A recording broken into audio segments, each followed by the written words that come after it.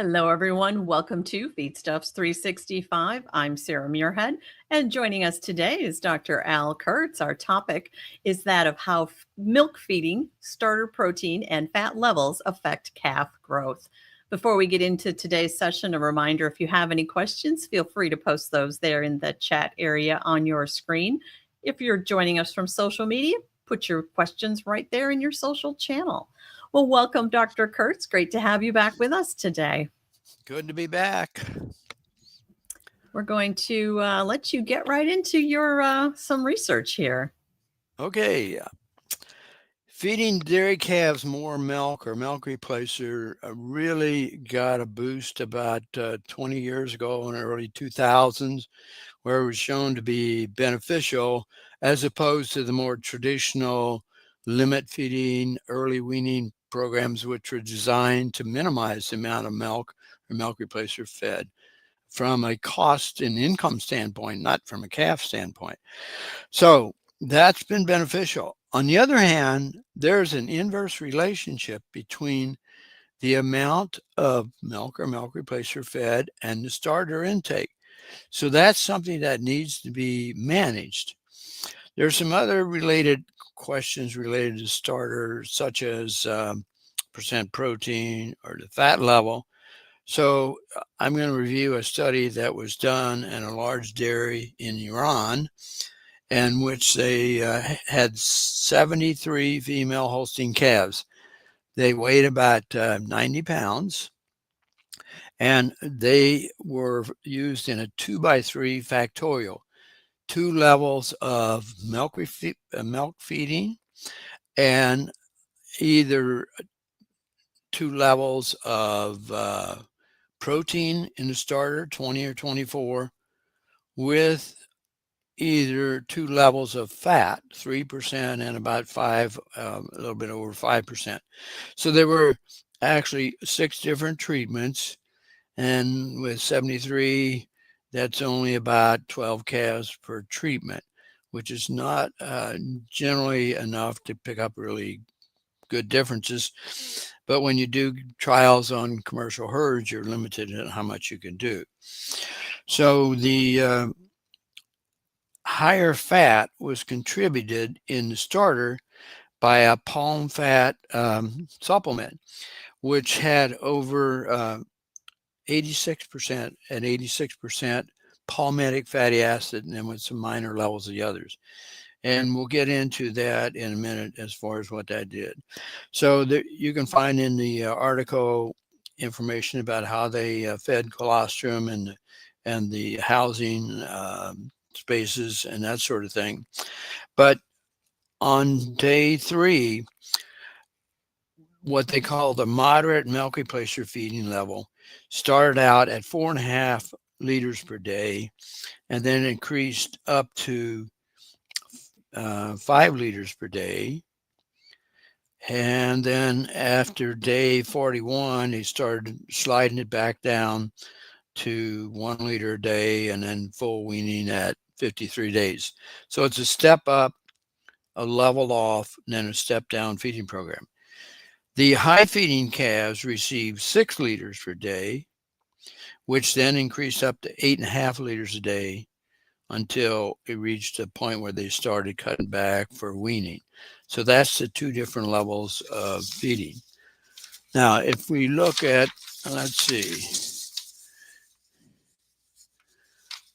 let's look at the first table now, because there's a fair amount of data in this study. So you see that the control, which is the 20% protein and 3.5 or so percent fat, you see that across the 3 starters, 7.5% wheat straw chopped was mixed in with the rest of the ration, with the rest of the starter. But notice that there was 4% steam-rolled barley and right around 50% steam-rolled corn. Now, those two added together means you're about 50 to 55% of what we call texture So there really was no need to have a wheat straw put into that, and we'll get back to that in a minute. Then, if you look at the bottom, the nutrient levels, you see that it there was 3% fat and 3% fat, and then when they increased the fat, it went up to 5.5%, and that's because of, if you look up above, they added 2.5% of this palm fatty acid product. The starch was fairly high because you had steamrolled corn and barley, so 40 some percent starch, roughly around that. And that's not an issue when you have particle size like in a textured starter. So now let's look at the first, let's see, the next table of data, table 2. So you see that the initial body weight is about 90 pounds across the treatments. Now, if we looked at the starter intake, you see it's 1.3, 1.5, 1.3, 1.4, 1.45, and then the bottom drops out on the last one, 0.61. That's the treatment that had the high fat. Now, the other treatment where there was medium milk fed with high fat didn't have the same decrease. So I don't know if it's an additive effect from feeding more fat by feeding more milk or milk replacer on top of this.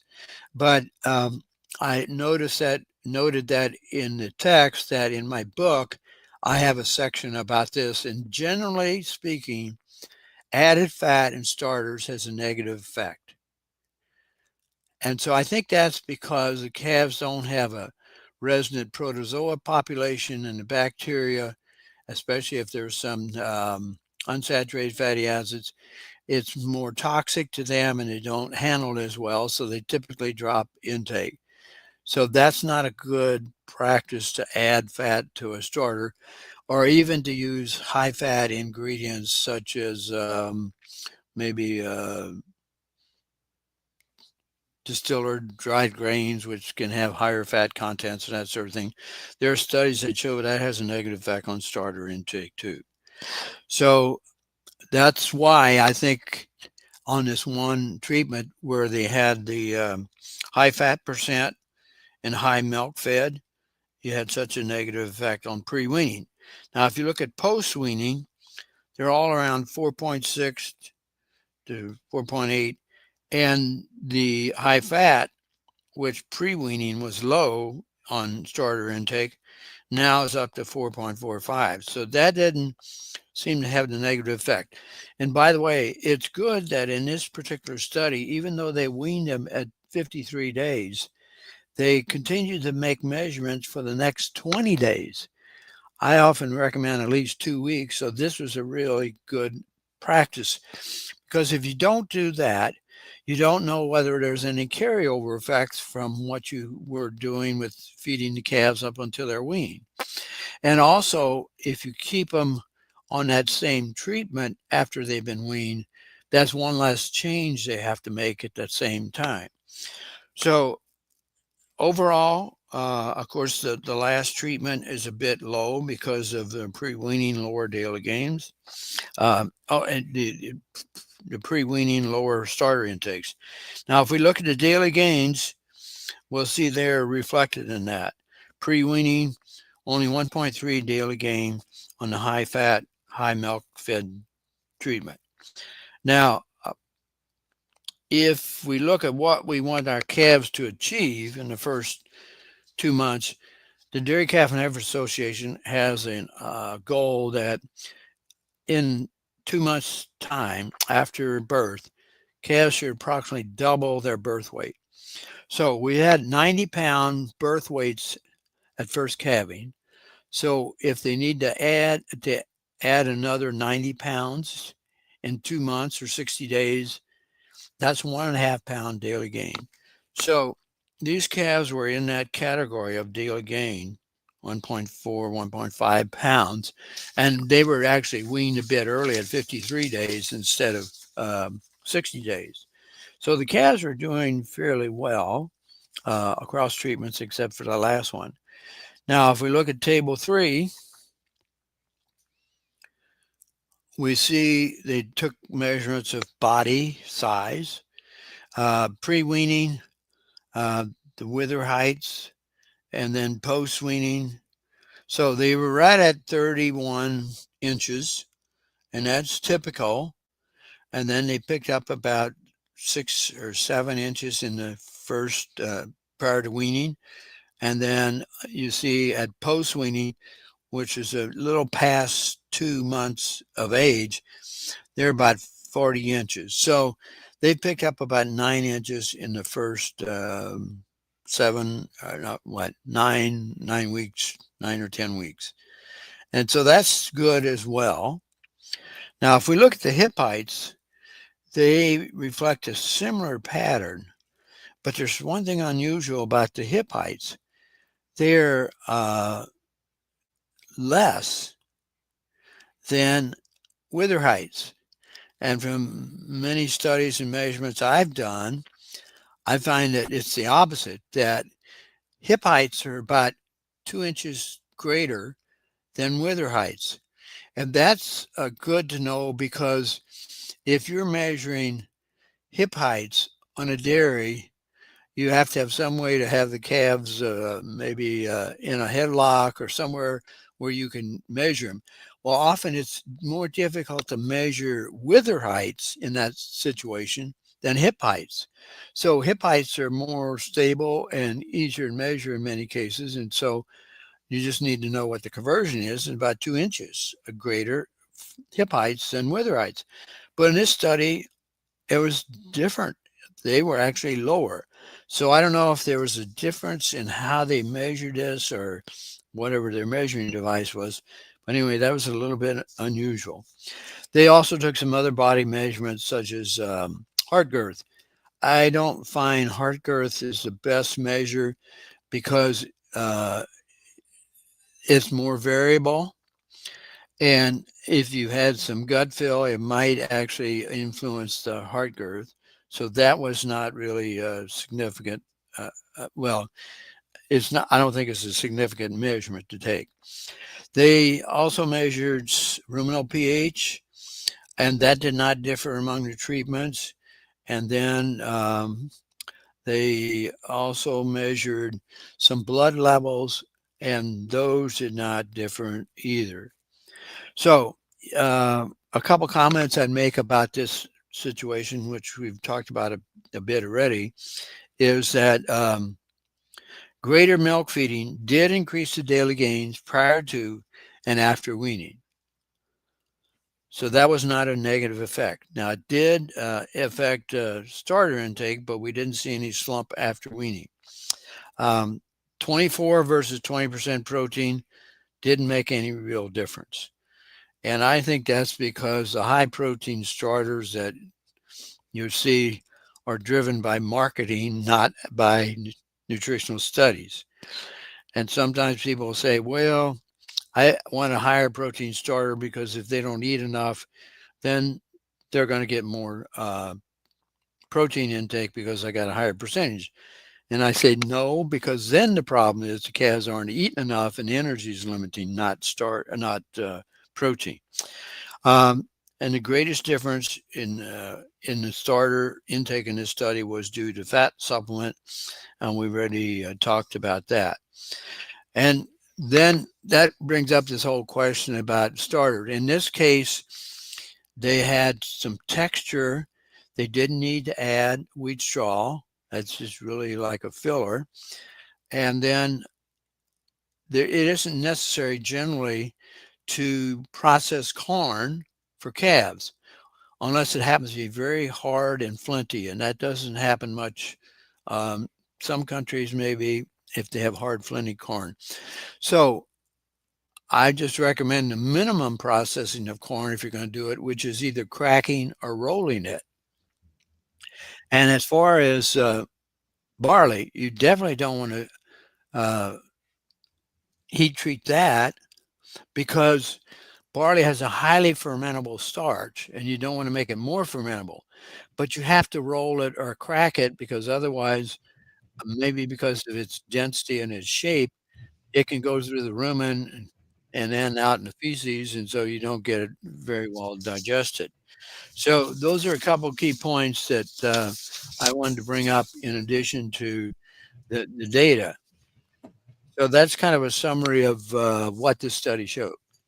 Very good. A reminder to post any questions that you have for Dr. Kertz there in your on your chat on your screen or in your social media feed. And you also can find a link to the column that he referenced here earlier in your feed. So you want to click on that and you can get the full column. It also is in the November digital edition of Feedstuffs, which is landing in your email inbox this week. So Dr. Kertz, as we look to wrap up here, what would you say is the bottom line in all of this? Well, feeding more milk or milk replacer does increase daily gain, but you have to manage it. In this case, what they did was they had a step up, a flat line feeding rate, and then a step down. And the benefit of having a step down is to get more starter intake before they're weaned so that you don't have a slump afterwards. And that's what they achieved in this study by having a step up and step down. And in this case, they also had a texturized starter. The grain would be more processed than I think is necessary. And actually, often I have people tell me I don't feed a texturized starter because it costs more. Well, it does up front. But if you consider that you're going to have a meal or a pelleted starter, you need to add some roughage, like maybe 5%. Well, that means you got to source it, you got to store it, you got to buy a chopper. If you don't have one to chop it, it takes labor. And so if you consider all those costs, it's not necessarily any greater cost, and you have less control over it. So that's why I'm such a proponent of well texturized starters, because it actually helps the rumen develop better, and it minimizes the chance you're going to have a slump after they're weaned. Takes out that variability factor. It minimizes that, right? Yeah. Minimizes. There you Yeah. go. Well, thank you so much for your insight here today and for sharing this research with us, Dr. Kertz. We appreciate that. Thank you. Likewise, we appreciate all of you for joining us. A reminder, all Feedstuffs 365 sessions are available in on-demand format on feedstuffs.com. Until next time, for Feedstuffs, I'm Sarah Muirhead.